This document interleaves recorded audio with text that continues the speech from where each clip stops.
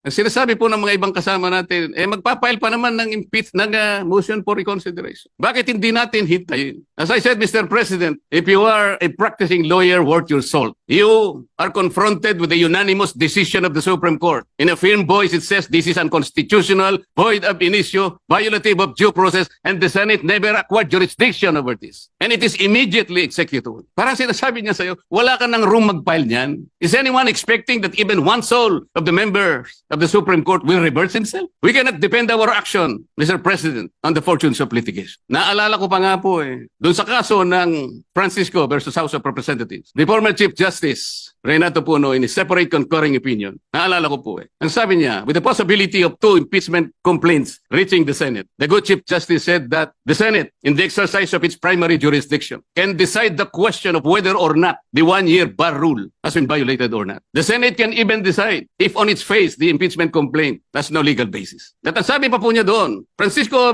versus House of Representatives, sabi pa niya ron if the Senate finds that the 1-year bar rule is violated, or that the impeachment complaint has no legs to stand on, that will be the end of the entire controversy. He was saying that let's give all the remedies available to the House and the Senate because of their primary jurisdiction. But when the case is ripe for judicial determination, it was the view of the former Chief Justice that the Supreme Court at that time, and only at that time, when it can speak with great moral authority in order to compel the loyalty, the respect, and the obedience of our people. Mr. President, when the Supreme Court negates the actions of a co-equal branch of government, it does not assert its superiority. Instead, it upholds the supremacy and the dominance of the fundamental law of the land, the Constitution. And so the Supreme Court has already spoken. The last arbiter of law, it says the complaint is unconstitutional, is void ab initio, is violative of due process. The Senate never acquired jurisdiction over this. It is immediately executory. On that note, Mr. President, I respectfully move that the impeachment complaint be dismissed. I so move, Mr. President.